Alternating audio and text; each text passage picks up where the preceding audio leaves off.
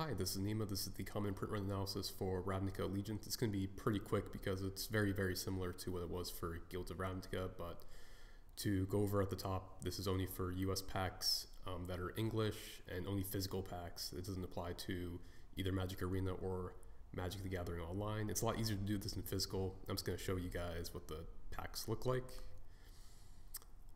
So it's just A, B, and C show up in the order of your pack. So the A run pack cards are, for example, blue, red, and then white in the beginning, and then they go into the green and black cards, and then they go into either C1 or C2. So for example, there's a C1 run with Syndicate Messenger, Clear the Mind, Raptor Demon, Skewer the Critics, Blade Brand.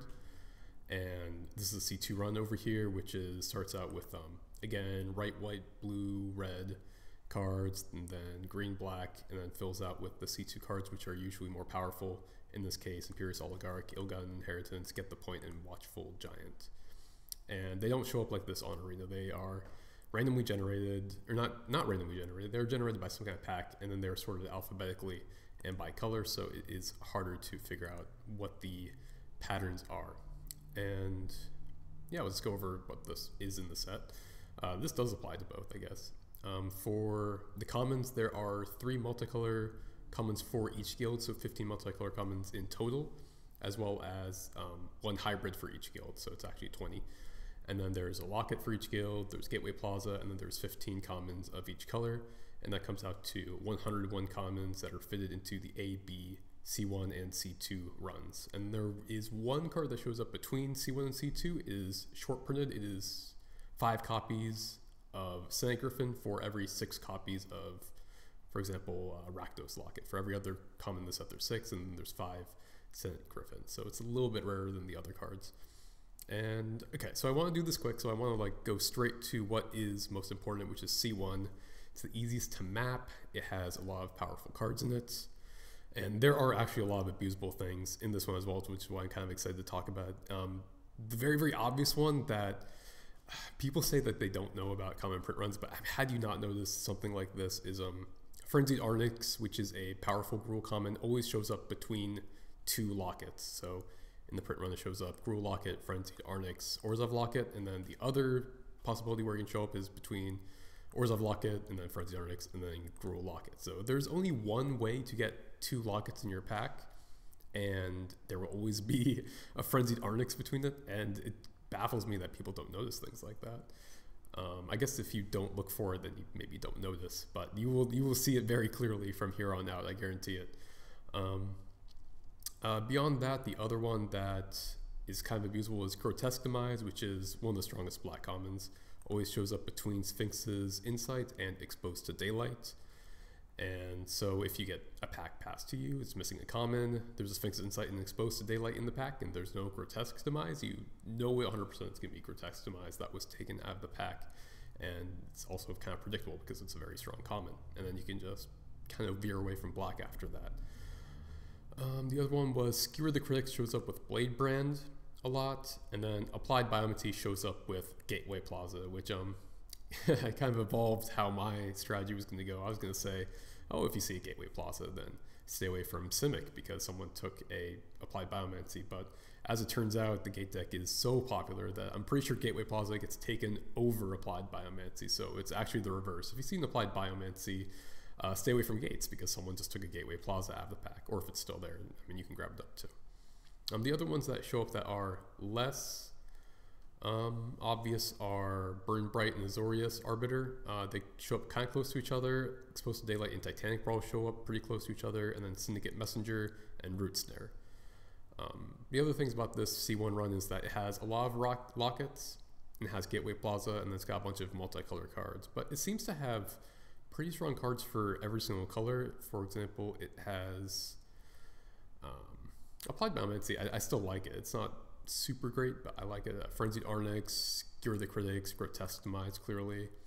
Grasping Thrall is great, and then Syndicate Messenger is also good. And then Senate Griffin's also pretty strong as well, but you will not see it very often in C1 runs, clearly.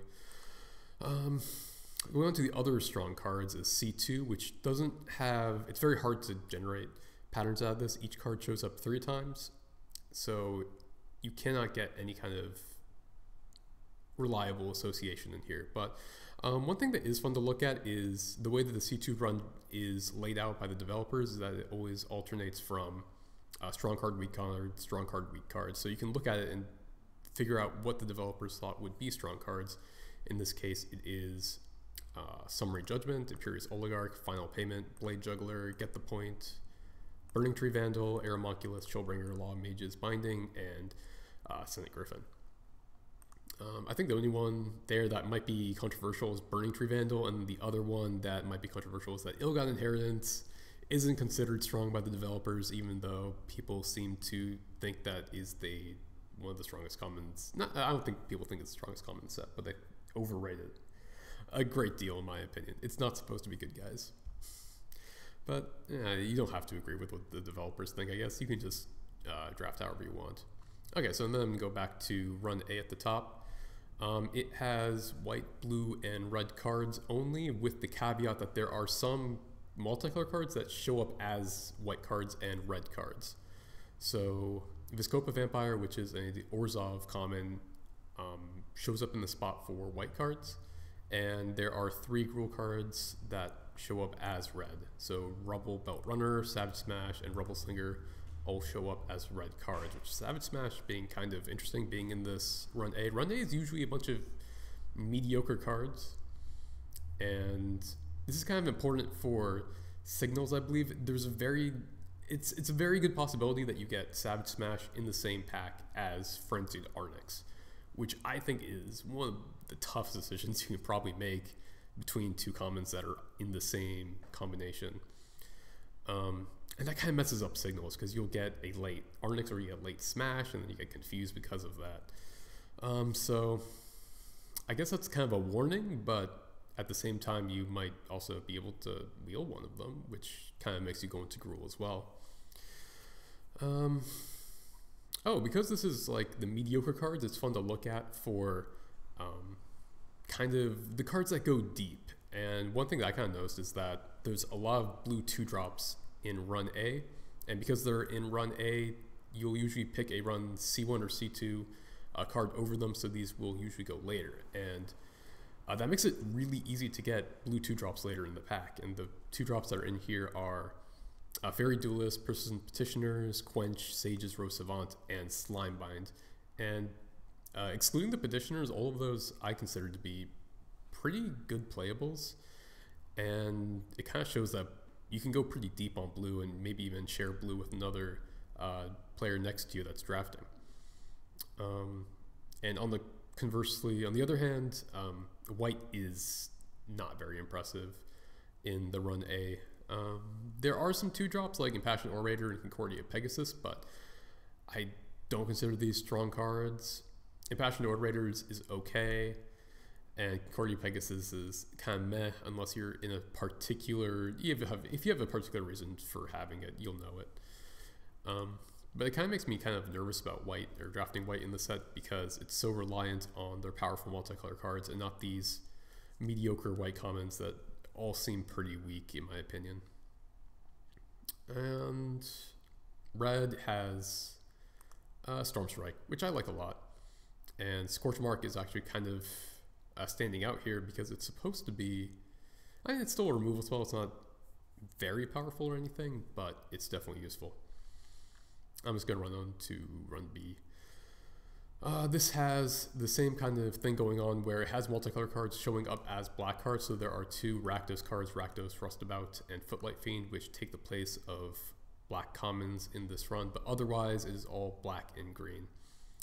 The standouts here are, the big standout is Sorrowform Hybrid, which is definitely very, very strong. Probably shouldn't have been in run B. It deserves to be in one of those C runs. And for black, there's a lot of okay 2-drops. I think Plague White and Rakdos Trumpeter are in here, so you can kind of expect them to go late. And there's a bunch of kind of mediocre playables. I guess you can almost count Dead Rebels as a 2-drop. You can't play on turn 2, but it's a cheap spell they can get.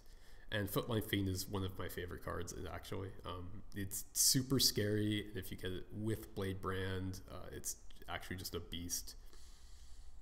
And I think that's going to pretty much end what I wanted to talk about for this draft format, or this common print run.